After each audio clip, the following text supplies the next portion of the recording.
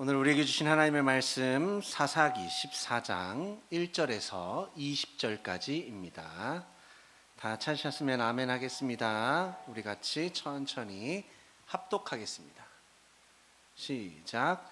삼손이 딥나에 내려가서 거기서 블레셋 사람의 딸들 중에서 한 여자를 보고 올라와서 자기 부모에게 말하여 이르되 내가 딥나에서 블레셋 사람의 딸들 중에서 한 여자를 보았사오니 이제 그를 맞이하여 내 아내로 삼게 하소서 하매 그의 부모가 그에게 이르되 내 형제들의 형딸들 중에서 내 백성 중에 어찌 여자가 없어서 네가 할례 받지 아니한 블레셋 사람에게 가서 아내를 맞으려 하느냐 하니 삼손이 그의 아버지에게 이르되 내가 그 여자를 좋아하오니 나를 위하여 그 여자를 데려오소서 하니라. 그때에 블레셋 사람이 이스라엘을 다스린 까닭에 삼손이 틈을 타서 블레셋 사람을 치려 함이었으나 그의 부모는 이 일이 여호와께로부터 나온 것인 줄을 알지 못하였더라. 함께 딥나에 내려가 딥나의 포도원에 이른즉 젊은 사자가 그를 보고 소리 지르니라. 여호와의 영이 삼손에게 강하게 임하니 그가 손에 아무것도 없이 그 사자를 염소 새끼를 찢는 것 같이 찢었으나 그는 자기가 행한 일을 부모에게 알리지 아니하였더라. 그가 내려가서 그 여자와 말하니 그 여자가 삼손의 눈에 들었더라. 얼마 후에 삼손이 그 여자를 맞이하려고 다시 가다가 돌이켜 그 사자의 주검을 본즉 사자의 몸에 벌떼와 꿀이 있는지라. 손으로 그 꿀을 떠서 걸어가며 먹고 그의 부모에게 이르러 그들에게 그것을 들여서 먹게 하였으나 그 꿀을 사자의 몸에서 떠왔다고는 알리지 아니하였더라. 삼손의 아버지가 여자에게로 내려가매 삼손이 거기서 잔치를 베풀었으니 청년들은 이렇게 행하는 풍속이 있었음이더라. 무리가 삼손을 보고 30명을 데려와서 친구를 삼아 그와 함께 하게 한지라. 삼손이 그들에게 이르되 이제 내가 너희에게 수수께끼를 내리니 잔치하는 이래 동안에 너희가 그것을 풀어 내게 말하면 내가 베옷 30벌과 겉옷 30벌을 너희에게 주리라. 그러나 그것을 능히 내게 말하지 못하면 너희가 내게 베옷 30벌과 겉옷 30벌을 줄지니라 하니 그들이 이르되 네가 수수께끼를 내면 우리가 그것을 드리리라 하매 그들에게 이르되 먹는 자에게서 먹는 것이 나오고 강한 자에게서 단 것이 나왔느니라 하니라. 그들이 사흘이 되도록 수수께끼를 풀지 못하였더라. 일곱째 날에 이르러 그들이 삼손의 아내에게 이르되 너는 네 남편을 꾀어 그 수수께끼를 우리에게 알려달라 하라. 그렇지 아니하면 너와 내 아버지의 집을 불사르리라. 너희가 우리의 소유를 빼앗고자 하여 우리를 청한 것이 아니냐. 그렇지 아니하냐 하니 삼손의 아내가 그의 앞에서 울며 이르되 당신이 나를 미워할 뿐이요 사랑하지 아니하는도다. 우리 민족에게 수수께끼를 말하고 그 뜻을 내게 알려주지 아니하도다 하는지라. 삼손이 그에게 이르되 보라 내가 그것을 나의 부모에게도 알려주지 아니하였거든 어찌 그대에게 알게 하리오 하였으나 7일 동안 그들이 잔치할 때 그의 아내가 그 앞에서 울며 그에게 강요하므로 일곱째 날에는 그가 그의 아내에게 수수께끼를 알려주매 그의 아내가 그것을 자기 백성들에게 알려주었더라. 일곱째 날 해 지기 전에 성읍 사람들이 삼손에게 이르되 무엇이 꿀보다 달겠으며 무엇이 사자보다 강하겠느냐 한지라. 삼손이 그들에게 이르되 너희가 내 암송아지로 밭갈게 하지 아니하였더라면 내 수수께끼를 능히 풀지 못하였으리라 하니라. 여호와의 영이 삼손에게 갑자기 임하심에 삼손이 아스글론에 내려가서 그곳 사람 30명을 쳐 죽이고 노략하여 수수께끼 푼 자들에게 옷을 주고 심히 노하여 그의 아버지의 집으로 올라갔고 삼손의 아내는 삼손의 친구였던 그의 친구에게 준 바 되었더라. 아멘. 마이크 끄셨죠?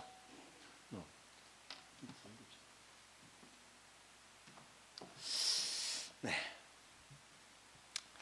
사사기 13장까지 사건만 우리가 알고 14장 이후의 사건을 우리가 모른다면 하나님의 사자가 마노아와 그의 부인에게 나타나 아들을 낳을 것과 그가 장차 블레셋 사람의 손에서 이스라엘을 구원할 것이라는 예언을 했고, 마노아는 여호와의 사자를 한 번 더 불러내서 확인했고, 또 예물을 통해서 거듭 확인하는 것까지만 알고 있을 때, 여러분이 과연 이런 예언을 받았다라고 하면 이 아이에 대해서 어떤 기대를 가지시겠습니까? 삼손을 여러분이 낳는다라고 하면 어떤 기대를 가졌을까요?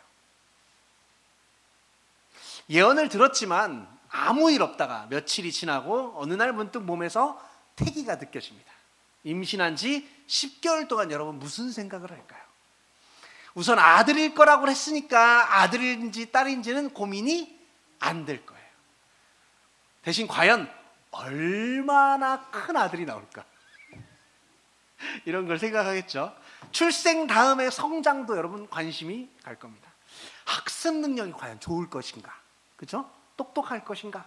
감수성 이런 거, 또 리더십은 좋을까? 이런 기대를 하겠죠. 나라를 위해서 큰 쓰임받을 일꾼이니까 여러분 기대를 많이 할 겁니다. 벌써부터 이 아이 때문에 부모가 받게 될 영광과 기대가 생각나겠죠. 그렇죠? 이제부터 과연 하나님의 사자가 전하여 준 예언이 어떻게 전개되는지, 여러분의 기대와 맞는지 아니면 전혀 다른지 한번 확인을 해보겠습니다. 하나님의 말씀은 예언으로 그친 것이 아니라 13장 24절에 보면 그 여인이 아들을 낳으며 그의 이름을 삼손이라고 했다라고 합니다. 실제로 임신하지 못했던 여자가 아들을 낳았습니다. 너무 좋고 기대감이 컸겠죠.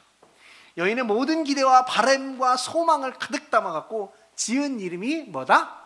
삼손이다. 손이 세 개다?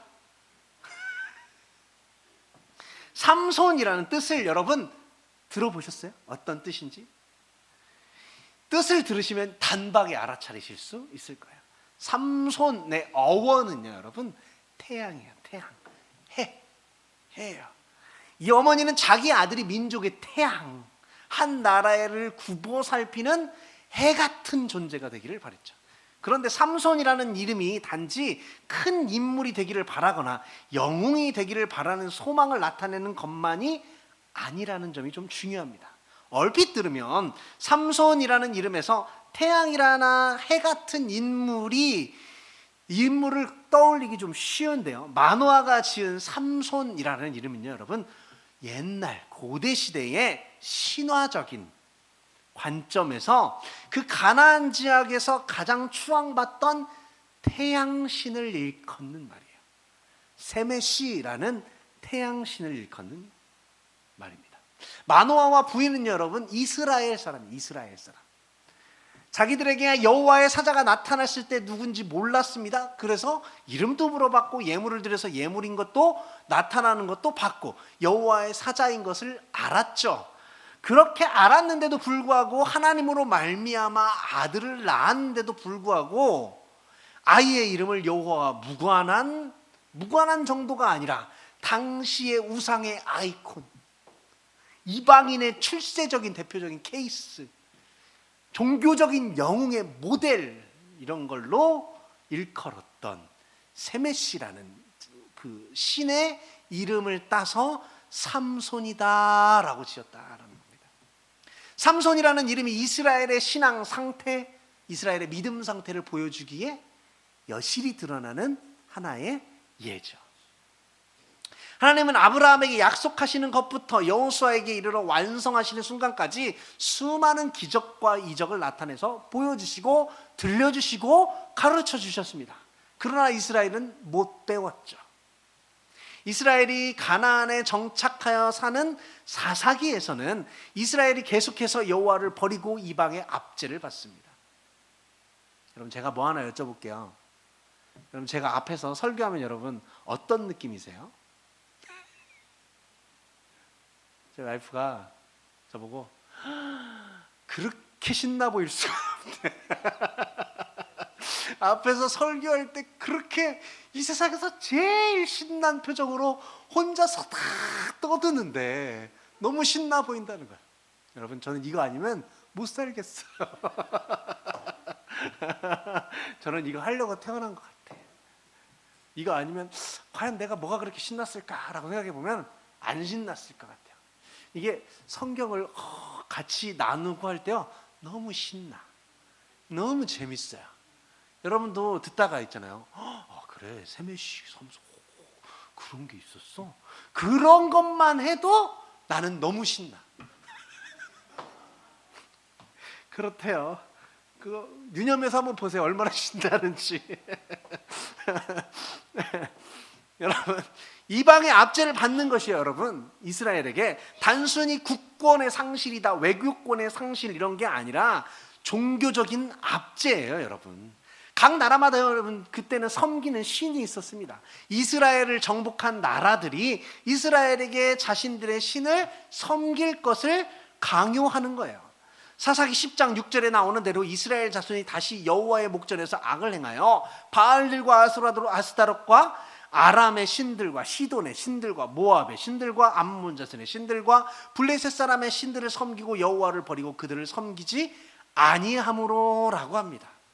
이스라엘은 계속해서 이 나라의 신, 저 나라의 신들을 섬길 거예요. 이 나라의 신, 저 나라의 신의 공통점은 뭐예요? 하나님이 아니다라는 거예요.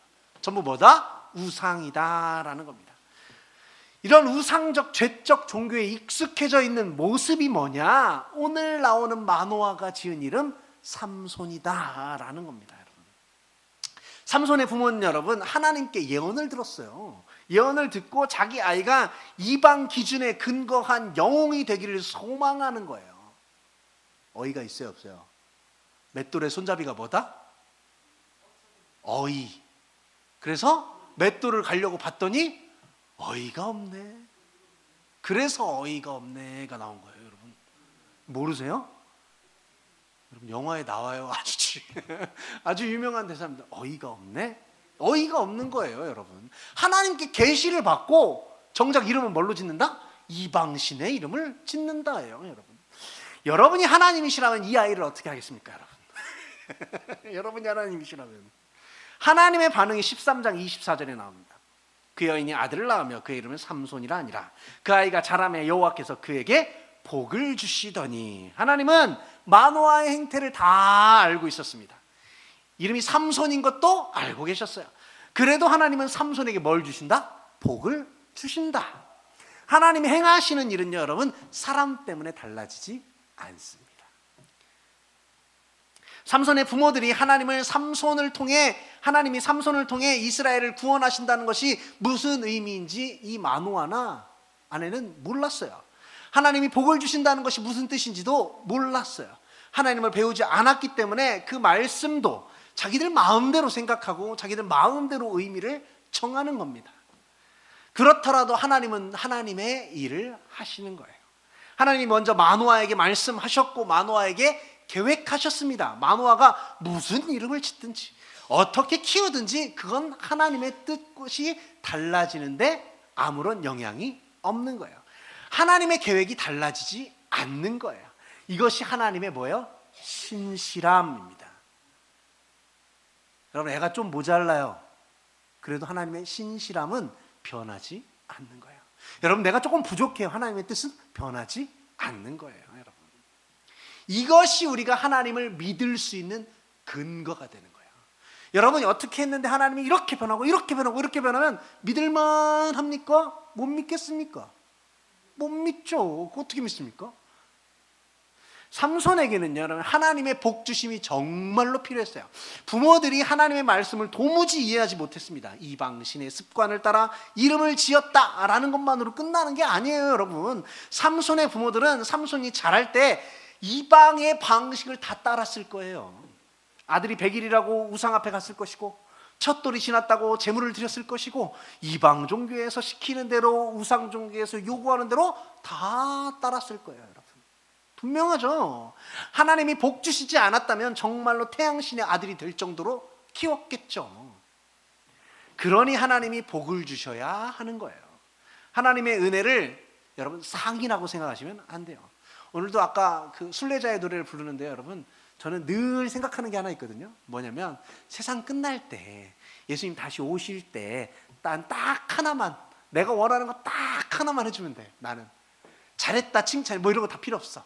하나님이 오셔갖고 팔 벌리고 경진아 한 번만 근데 그럼 끝나. 나는 끝나. 나는 그럼 다 만족이야. 고생이고 뭐고 간에 다 만족이야. 절대자이신 창조주신 하나님 내 이름 석자 딱 불러줘. 그걸로 끝. 그 인정받는 걸로 끝. 나는 그거면 돼요. 순례자의 노래고 뭐고 다 필요 없어요. 하나님이 경진아 한번 불러주면 나는 그 자리에서 주저앉을 것 같아. 그런 거 아니에요, 여러분? 그런 거잖아요. 이 하나님의 은혜를 여러분 상이라고 생각하지 마세요. 하나님의 은혜를 내 행동이나 내 열심이나 내 충성에 대한 보답이다 생각하면 안 돼요. 하나님의 은혜는요 철저하게 은혜예요. 은혜. 내가 할 수 없기 때문에, 내가 능력이 없기 때문에, 나에게 꼭 필요한데 내가 알지도 못하고 구할 수도 없기 때문에 하나님이 나에게 주시는 게 뭐? 은혜예요. 은혜. 일방적으로 선물로 주시는 거. 삼손이 태어나기 전만 안다고 우리가 한번 가정해 봅시다. 마노아와 아내가 아들 이름을 삼손이라고 지으면서 엄청난 기대를 갖죠. 드디어 삼손이 장성하고 청년이 됩니다. 청년 삼손의 활동이 기록된 것이 사사기 14장에서 16장까지예요. 하나님의 예언에 의하면 장차 블레셋 사람의 손에서 이스라엘의 구원을 시작한다라고 합니다. 그렇다면 14장에는 삼손이 이스라엘을 구원하는 이야기가 담겨 있어야 됩니다. 블레셋과 전쟁을 해서 승리를 하거나, 블레셋을 가나안에서 몰아내고 땅을 정복하거나, 블레셋 민족들이 섬기는 우상을 파괴하거나 신당을 부수는 일들이 기록되어야 돼요. 14장에. 근데 뭐가 기록됩니다? 14장에 뭐가 나옵니까? 삼손이 결혼하는 이야기가 나옵니다. 결혼은 예나 지금이나 뭐예요, 여러분? 일륜지 대사다 그래요, 여러분. 이게 무슨 말인지 여러분들은 다 아시잖아요. 여기 젊은 사람 없잖아요. 일륜지 대사다 써보라고 하면 쓸 사람도 있을 거예요. 그렇죠? 그렇게 중요한 일입니다. 한 가정이나 부족의 큰 축제이고 아주 큰 일이에요. 근데 삼손의 결혼은요, 여러분, 축제가 아니라 재난이었어요. 재난. 7절에 그가 내려가서 그 여자와 말하니 그 여자가 삼손의 눈에 들었더라. 10절에 삼손의 아버지가 여자에게로 내려가며 삼손이 거기서 잔치를 베풀었으니 청년들은 이렇게 행하는 풍속이 있었음이더라. 여러분, 여자가 마음에 들었고 삼손이 잔치를 베풀었습니다. 신부의 친구들도 한 30명쯤 불렀어요. 잔치를 하는 동안 삼손이 수수께끼를 냈고 친구들은 도무지 알 수가 없었습니다. 친구들이 삼손의 아내를 닥달해서 삼손이 아내에게 정답을 알려주었고, 아내는 친구들에게 정답을 알려줘서 수수께끼를 풀죠. 그러자 결혼잔치의 결론이 19절 이하. 여호와의 영이 삼손에게 갑자기 임하심에 삼손이 아스글론에 내려가서 그곳 사람 30명을 쳐 죽이고 노력하여 수수께끼를 푼 자들에게 옷을 주고 심히 노하여 그의 아버지 집으로 올라갔고, 삼손의 아내는 삼손의 친구였던 그의 친구에게 준 바 되었더라. 여러분, 이게 결혼입니까? 파혼입니까? 성경을 읽으시는 대부분의 성도님들이 결혼 이야기를 듣고 좀 의아하실 거예요. 결혼은 말 그대로 일륜지대사인데 삼손 결혼 자체가 목적이 아니라 결혼을 빙자해서 다른 일을 계획했고, 결혼에 초대된 친구들에게 도저히 알 수 없는 수수께끼를 냈고, 친구들은 잔치 내내 문제를 못 풀어서 고민하다가 결국에 아내를 닥달하고 그리고 풀게 됩니다. 그리고 아내를 다른 사람에게 준 바 됩니다. 여러분, 이게 납득이 되십니까? 더더욱 이해가 되지 않는 것이 이 모든 일이 하나님의 계획이었다라는 겁니다. 성경이 이상해서 이제 더 이상 성경을 읽고 싶지 않아요. 그렇지 않습니까?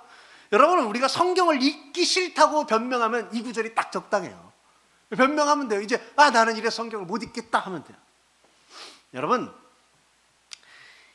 신이 아니라 인간이 납득이 안 되고요, 의인이 아니라 죄인도 수용이 안 되는 일이 오늘 같은 일이에요. 의로운 일도 아니에요. 그래서 성경에 어색하고 낯선 장면들이 아주 많이 나옵니다. 오늘 같은 일들이 나와요. 성경은 분명히 옳은데, 하나님은 분명히 하시는 일이 정당하신데 내 생각이 이상한 거다, 아니면 하나님이 이상한 거다. 뭐다? 결론은 내 생각이 이상한 거다라고 생각하고 접근해야 돼요. 하나님이 결혼식을 빙자해서 한 처녀의 인생을 망치고 친구들의 인생을 망치고 30명의 인생을 망치면 안 돼요, 여러분. 그럼 이 사건은 무엇입니까? 오해의 핵심이 여러분 14장 4절이에요. 그때에 블레셋 사람이 이스라엘을 다스린 까닭에 삼손이 틈을 타서 블레셋 사람을 치려 함이었으나 그의 부모는 이 일이 여호와께로부터 나온 것인 줄을 알지 못하였더라 라고 합니다. 많은 사람들이 성경을 읽으면서 가장 당황해하는 내용은 하나님이 이스라엘을 구출하고자 다른 민족을 죽여도 되느냐라는 겁니다. 이해가 안 가죠. 대표적인 사건이 출애굽과 가나안 정복 사건입니다.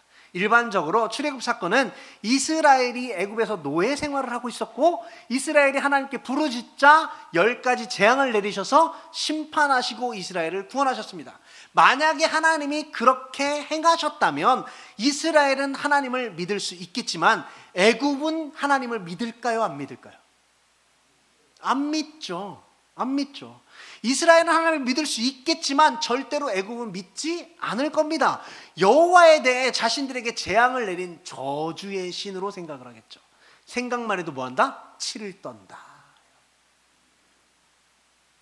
마찬가지로 가나안 정복 사건은 하나님이 이스라엘 백성에게 가나안 땅을 주시겠다고 약속하셨기 때문에 가나안에 사는 7족속을 모조리 죽여버리고 이스라엘이 기리기리 살도록 해주셨다라고 합니다. 만약에 하나님이 그렇게 행하셨다면 이스라엘은 하나님을 믿을 수 있겠지만 가나안은 절대로 하나님을 믿지 않을 거예요. 가나안 족속들은 자신들의 땅을 빼앗겼다고 두고두고 하나님을 원망할 겁니다. 그러니까 출애굽 사건과 가나안 입성을 이스라엘만을 위한 사건으로 이해하면 된다, 안 된다? 안 된다예요. 또 만약에 이스라엘을 애굽에서 건져내고 가나안 땅에 정착하여 살게 한 것이 하나님의 목적이었다면 가장 실패하신 분이 하나님이세요. 출애굽한 이스라엘이 하나님을 잘 믿은 것이 아니라 광야 생활 내내 하나님을 믿지 않았고 하나님 말씀에 순종하지 않았기 때문이에요. 도리어 계속해서 하나님을 원망했죠. 불평했죠. 하나님이 이스라엘을 출애굽시켜준 공로를 잊어버렸죠. 이스라엘이 가나안을 정복하고 정착한 이후에도 삶이 사사기에 나옵니다. 사사기에는 이스라엘이 하나님을 잘 믿었다는 기록이 단 한 번도 나오지 않아요. 하나님은 성공했습니까? 실패했습니까? 철저하게 실패했죠, 여러분. 하나님의 계획은 성공했습니까? 한 번도 성공하지 못했어요. 출애굽한 뒤에도 이스라엘 민족은 하나님을 좋다고 한 적이 단 한 번도 없습니다. 가나안에서도 하나님 믿은 적이 단 한 번도 없어요. 하나님 실패했어요. 가장 미련한 게 하나님이라고 해도 하실 말씀이 없어요. 하나님이 이스라엘을 선택한 것에 대한 하나님이 이스라엘만 도우신다라고 주장하는 것이 뭐예요? 유대교입니다. 기독교는 아니에요, 여러분. 유대교가 그렇습니다. 유대교, 선민, 우리만 뭐했다? 선택받았다. 우리만 선민이다. 이스라엘만 도우시는 하나님, 여러분 이건 기독교의 하나님이 아닙니다. 그럼 우리도 다 안 돼요, 여러분. 그렇잖아요. 온 인류의 하나님이에요, 기독교는. 유대교가 믿는 하나님, 유대교가 오해한 하나님, 유대교가 하나님의 일하심을 왜곡한 게 하나님이 이스라엘만 선택했다입니다, 여러분. 이건 틀린 이해예요. 틀린 이해. 다른 이해가 아니라 틀린 이해입니다. 이스라엘의 오해, 착각 이런 거죠. 하나님이 이스라엘을 선택하신 것, 이스라엘을 도우신 것, 동행하신 것, 애굽을 건져내시고 가나안에 입성하게 하신 것은 맞습니다. 그런데 왜 그렇게 하셨느냐? 하나님이 이스라엘을 선택하고 도우신 목적이 무엇이었느냐에 대해서 철저하게 오해한 게 바로 유대교예요. 여러분, 하나님 인류를 창조하신 분입니다.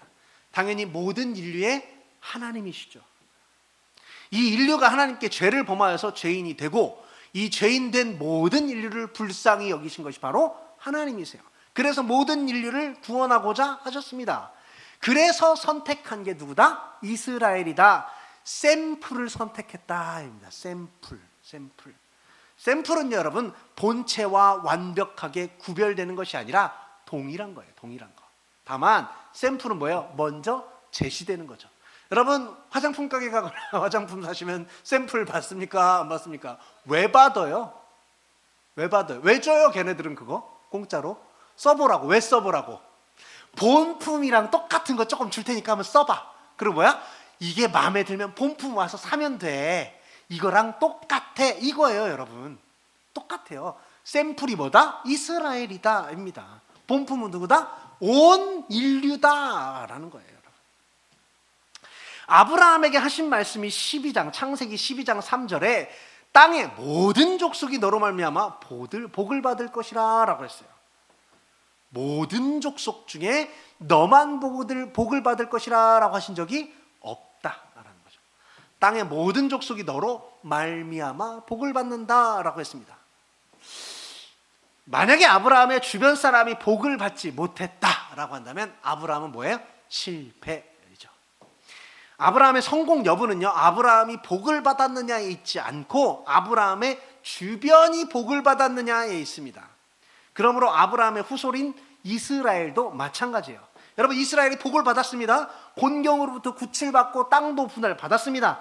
이러한 일들은 이스라엘을 다른 민족들 중에서 특별하게 복을 준 게 아니라 이스라엘의 성공 여부는 뭐예요? 애굽에서 나왔느냐 가나안에 도착했느냐 이런 게 아니에요. 뭐예요? 이스라엘도 복을 받고 주변도 복을 받았느냐에 따라서 결정되는 거예요. 여러분. 성공 여부는 여러분의 성공 여부는 뭡니까? 내가 구원받고 하나님께서 인도하시는 천국에 가는 게 아니라 나로 말미암아 내 주변이 복을 받는 거예요. 여러분 마찬가지예요. 이스라엘과 우리가 마찬가지인 거죠. 나는 이제 천국 가고 구원 받았으니까 그만 됐어. 이제 아무한테도 얘기 안 해야지. 이건 성공이다 실패다? 실패다. 여러분 성경에서 나타나는 사건들, 하나님이 행하시는 사건들을 이해하는 중요한 요소는요, 모든 사건들을 계시하신다라는 거예요. 계시하신다. 계시의 한쪽만 위한 게 아니라 양쪽 모두를 위하는 거예요. 양쪽 모두를. 출애굽 사건과 가나안 사건에 대한 바른 이해는요, 하나님의 계시를 이해하는 겁니다. 하나님이 이스라엘과 애굽 모두에게 하나님을 알리시고자 했던 거예요. 하나님이 이스라엘 백성을 애굽에서 나가게 하시겠다고 말씀하시자 이스라엘도 믿지 않았고 애굽도 믿지 않았어요. 여러분 자신들의 생각에 불가능하다고 여겼기 때문에 둘 다 안 믿었습니다. 그런데 결국 하나님의 말씀대로 됐죠. 이스라엘과 애굽 모두가 하나님을 배웠죠. 하나님이 이스라엘 백성을 가나안에 들어가겠다라고 말씀하시자 이스라엘도 믿지 않고 가나안도 믿지 않았습니다. 자신들의 생각에 불가능하다고 여긴 것이에요. 근데 결국 하나님의 말씀대로 되었죠. 이스라엘과 가나안 모두가 하나님을 배웠어야만 돼요. 여러분 애굽 10가지 재앙할 때 이렇게 하면 살고 저렇게 하면 산다고 했고 이스라엘의 구역으로 오면 산다고 그랬어요. 근데 왔다 안 왔다? 안 왔다예요. 여러분 애굽 사람들이 자기들이 안 온 거예요. 하나님 살 길을 주셨어요. 배울 수 있는 기회를 열어주셨어요. 다. 사사기에서 반복되는 이스라엘의 구원 사역도 동일한 패턴이에요. 하나님은 이스라엘을 사랑하시고 메소포타미아, 미디안, 가나안, 에글론, 블레셋 미워하시지 않습니다. 하나님은 모두에게 똑같은 하나님이세요.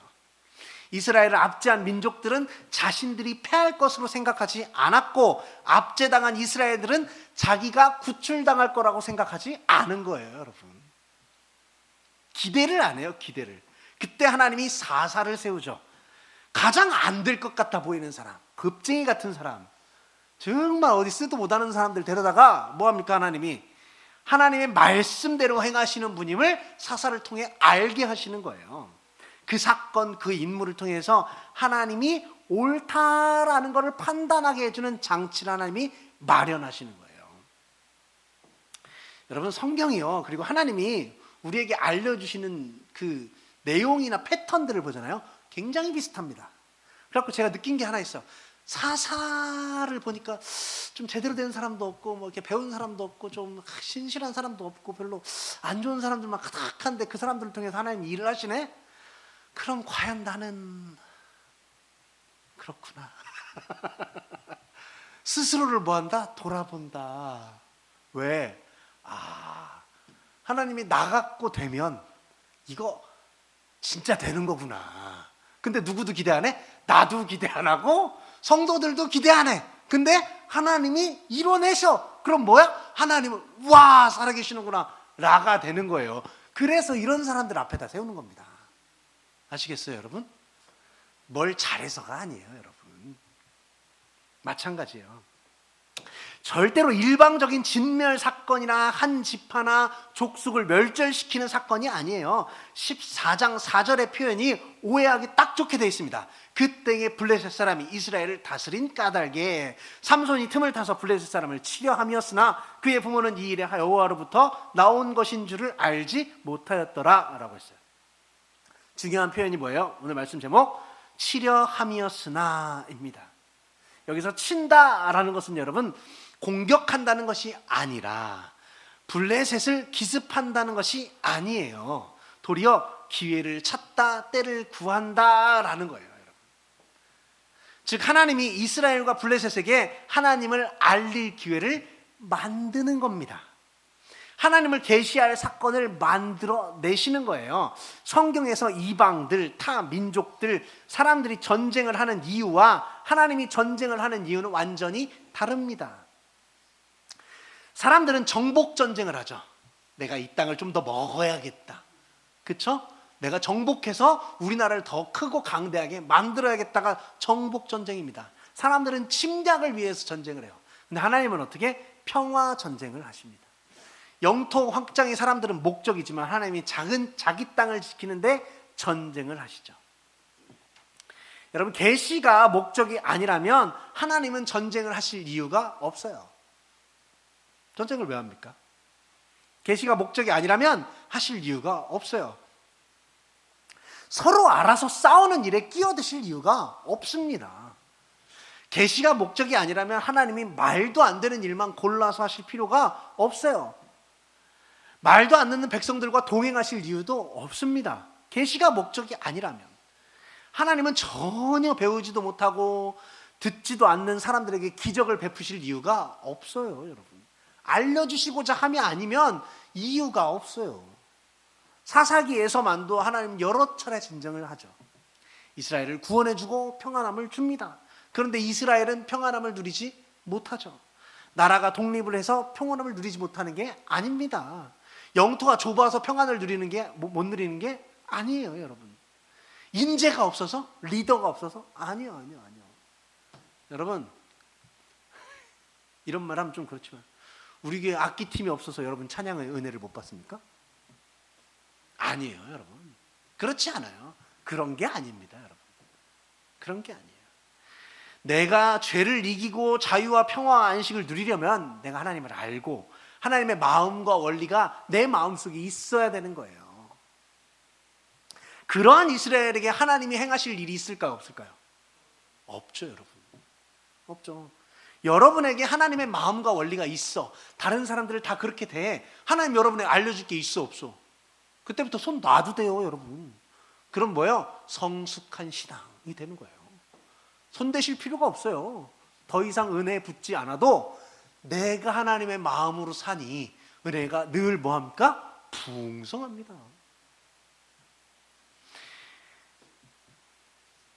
여러분 하나님이 삼손을 세우셨습니다. 이유는 이 사람을 통해서 이스라엘에게 하나님을 알려주시고자 합니다. 삼손을 통해 결혼식을 행하시려는 이유가 그 이유가 하나님을 알려주시기 위함입니다. 성경을 읽을 때 우리가 반드시 주의해야 할 것 또 하나가 있습니다. 성경에 나타난 사건 중에서 하나님이 행하시는 일과 사람이 행하는 일을 우리가 구분해야 돼요. 예를 들면 이런 겁니다. 한나가 아이가 없다가 하나님의 은혜로 아이를 낳고 이름을 사무엘이라 지었습니다. 한나에게 아들을 주신 것이 하나님이 행하신 일이에요. 왜냐하면 한나는 아이를 낳지 못하는 여인이었기 때문이에요. 아이를 낳을 수 없던 여자가 아이를 낳을 수 있었습니다. 만약에 아이를 낳을 수 있었다면 한나가 기도했을까? 그냥 낳으면 되죠. 그냥 낳으면 돼요. 근데 한나가 기도해서 아이를 낳았어요. 왜? 기도를 낳은 방법이 뭡니까, 여러분? 여러분, 기도하고도 아이 낳지 못하는 사람이 수도 없이 많습니다. 그렇죠? 비록 출산은 한나가 했지만 아이를 낳은 것은 하나님이 행하신 일이에요. 그런데 한나가 젖된 후에 사무엘을 성전에 데려가서 여호와께 바칩니다. 여러분, 이건 누가 한 거예요? 한나가 한 거죠. 한나가 했어요. 한나는 젖된 후에 사무엘을 성전에 데려다가 여호와께 바쳐요. 하나님은 사무엘을 달라고 하신 적이 없습니다. 달라고 했어요? 아니요, 그런 적이 없어요. 사무엘을 성전에 바치라고 얘기한 적, 요구한 적이 없습니다. 레위 지파도 아닌데 평생을 제사장 수종 들면서 살라고 명령한 적이 없어요. 한나가 독단적으로, 자의적으로, 지극히 누구 생각으로? 자기 생각으로 한 거예요. 한나의 행동에 대해 하나님이 은혜를 주셔서 사무엘을 돌봐주셨죠. 전적으로 하나님이 행하신 일입니다, 여러분. 다윗을 이스라엘의 왕으로 기름 부으신 거 누가 행하신 거예요? 하나님이 행하신 거예요. 하나님이. 다윗은 어렸을 때부터 지도자가 될 만한 명석한 지혜를 가진 사람이었습니까? 아니요. 제목이 됐다 안 됐다? 아니에요, 여러분. 탁월한 재능을 보여줬습니까? 아니에요. 어떤 세력의 대표도 아니고요, 어디 이름난 장수도 아니었어요. 근데 하나님이 다윗을 왕으로 택하셨습니다. 어느 날 다윗이 골리앗과 대면합니다. 이건 전적으로 인간이 행한 거예요. 하나님 가라고 한 적 없습니다. 그 뭐예요? 다윗이 그때 갑자기 불끈했어요. 그리고 나갔어요. 누구 뜻으로? 다윗 자기 마음대로 나간 거예요. 다윗 마음대로. 저 사람이 하나님을 업신여긴 내가 참을 수 있다 없다? 없다. 난 나간다. 나간다 해요, 여러분. 여러분, 그때 나갔을 때 누가 해주셨습니까? 다윗이 물맷돌을 던질 때 그 물맷돌 여러분 맞고 그 거구가 쓰러질 수 있어요? 없잖아요. 누가 하신 일입니까? 하나님이 하신 일이죠. 억지로 그렇게 하는데도 하나님 뭐 하신다? 지켜내시고 설득하시고 은혜를 주셔서 하나님께 묻지도 않고 상의하지도 않고 자기 마음대로 하는데도 하나님이 은혜를 주셔서 보듬어 갖고 가시는 거예요. 왜? 내가 왕으로 세울 거다라고 약속하셨기 때문이에요, 여러분. 이스라엘에게 여러분 그런 게 다 뭐가 되는 거예요? 계시가 되는 겁니다. 성경을 보실 때 간증을 하거나 들을 때 여러분 이게 하나님이 하시는 일인가 인간이 하는 일인가 라는 걸 우리가 구분해야 돼요. 삼손 이야기는요, 여러분 유난히 반복되는 표현이 많습니다. 뭐가 있냐면 여호와의 영이 임한다라고 합니다. 여호와의 영이 임한다. 13장 25절에 여호와의 영이 그를 움직이기 시작하더라라고 해요. 삼손이 여호와의 영을 구하거나 다른 것이 아니라 여호와의 영이 삼손을 감동시키고 움직이게 한 거예요. 여러분 이런 표현이 가능한 것은, 이런 표현이 등장한 것이 삼손의 능력은 삼손 개인의 능력이 아니라 전적으로 하나님이 주신 것임을 강조하는 거예요. 14장 6절에 여호와의 영이 삼손에게 강하게 임하니, 14장 19절에 여호와의 영이 삼손에게 갑자기 임하심에, 15장 14절에 여호와의 영이 삼손에게 갑자기 임하심에. 여러분 강하게 임하는 거하고 갑자기 임하는 거는 원어는 같습니다. 같아요. 이 표현이 강조하는 건 뭐예요, 여러분? 갑자기든 강하게든 강조하는 건 뭐예요? 삼손이 행한 게 아니라, 삼손의 능력이 아니라 누구다? 하나님의 능력이다라는 거예요. 14장 5절에 삼손이 어린 사자를 마치 뭐 찢는 것 같이? 염소 새끼를 찢는 것 같이 찢었다라고 했습니다. 여러분 동물원 가보셨습니까? 사자 보셨어요? 봤죠? 여러분 진짜 무서워요. 혹시라도 불안 증세가 도지면요, 여러분 혹시라도 이 담을 뛰어서 넘어오지 않을까, 이 담이 그만큼 높은가 이런 생각을 합니다. 그렇죠? 여러분 곰이요 얼마나 무서운지 아세요? 곰 진짜 무서워요. 여러분 달리기 시작하잖아요. 여러분 달리기로 못 따라갑니다, 여러분. 근데 그 곰이 느슨해 보이는 것 같지만 이 높이가 과연 쟤들이 못 뛰어넘을 높이인가 갑자기 고민하게 돼요, 여러분. 그만큼 무서운 게 맹수들이고 짐승들이에요. 그런 짐승, 그런 사자를 염소 새끼 찢는 것 같이 찢었다고 그래요. 그 힘을 누가 준 거예요, 여러분? 하나님이 주셨다라고 하는 거예요. 평상시에 삼손이 근육 운동을 많이 해서 한 결과일까요? 운동을 열심히 했더니 사자를 염소같이 찢었다 이거예요? 아니죠. 삼손의 머리가 많이 길어서 힘이 내장되어 있어서 30명을 쳐 죽일 정도로 강했을까요? 아닙니다, 여러분. 여러분, 삼손이 평상시 유기농만 먹었을까요, 또? 그래서 힘이 세고 건강해요? 아니에요, 여러분. 15장 14절에 보면 삼손이 나귀의 새 턱뼈로 1000명을 죽입니다. 1000명을 죽이려면요, 여러분, 적어도 나귀뼈를 몇 번? 1000번은 휘둘러야지, 그죠? 한 번에 한 명씩 죽여도 1000번이에요. 1000번 세게, 그렇죠? 그 강도와 지구력 누가 주셨을까요? 하나님이 주셨죠. 하나님이 삼손의 출생을 예언했고요, 여러분. 그 아이가 자라면 하나님이 그에게 복을 주셨고 여호와의 영이 그를 움직이기 시작했습니다.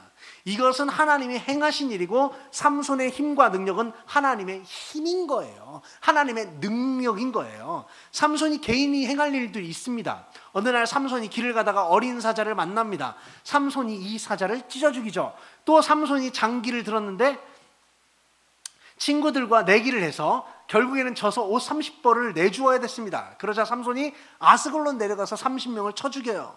또 16장에 삼손이 가사에 있는 기생집에 들어갔는데 사람들이 잡으러 오자 성 문짝들과 문설주, 문빗장을 빼어가지고 나와버리는 거예요, 여러분.